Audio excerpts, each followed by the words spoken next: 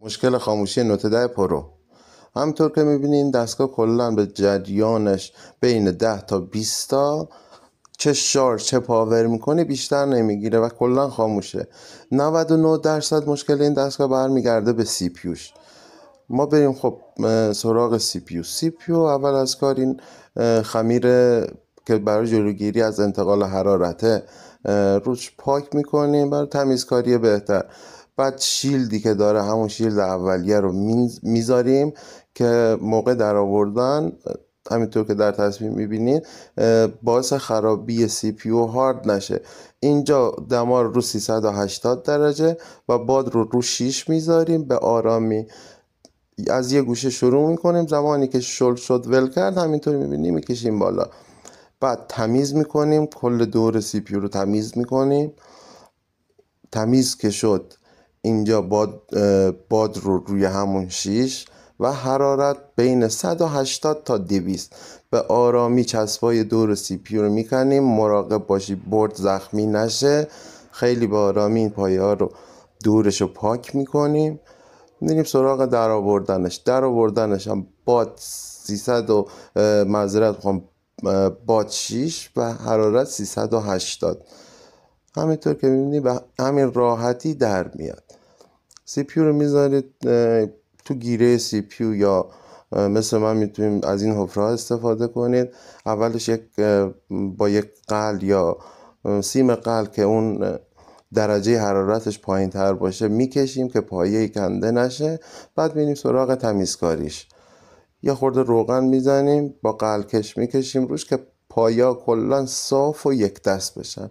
اگر پایه ای هم که کنده شده باشه حالا تو این فیلم نگرفتم، اینجا 2 تا پایه کنده شده ما یوویش کردیم خیلی راحت. اینجا هم سوراخایی که نقره‌ای نیست و با تیغ میگیریم باز میکنیم. یک بار که شابلون رو زدین، اینجا رو دقت کنین، یک بار که شابلون رو زدین در نمیارین، با یک تیغ کل قلای روش رو میگیرین که یک دست بشه و یک بار دیگه شما خمیر قلتون رو روش میکشین بدون اینکه در بیارین. حالا که پایه ها یک دست شد در میاریم و میریم برای جا زدنش. تمیزکاری که انجام دادیم اینجا یه خورده حرارت میدیم که پایه فیکس تر بشه. میریم سراغ تمیزکاریش. اینم از سی پیو ما. یه خورده روغن زیرش میزنیم، فیکس میکنیم سی پیو رو. بچه‌ها این برای جریان بین 10 تا 20 100% سی پیو، الکی دنبال چیزی دیگه نگردید. الان هم میبینید آخر فیلم که گوشی به درستی روشن میشه. اینجا دوباره حرارت 380 باد 60.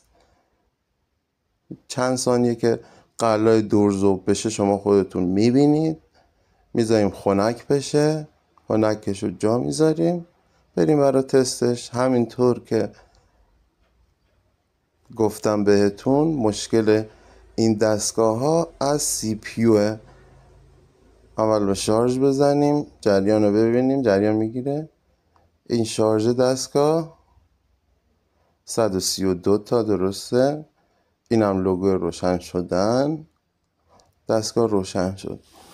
خیلی از همکارا میرن سراغ تغذیه، ولی وقتی گوشی جریان بین 10 تا 20 تا تاکید میکنم وقتی به شارژ میزنیم بین 10 تا 20 تا وقت خودتون رو تلف نکنید.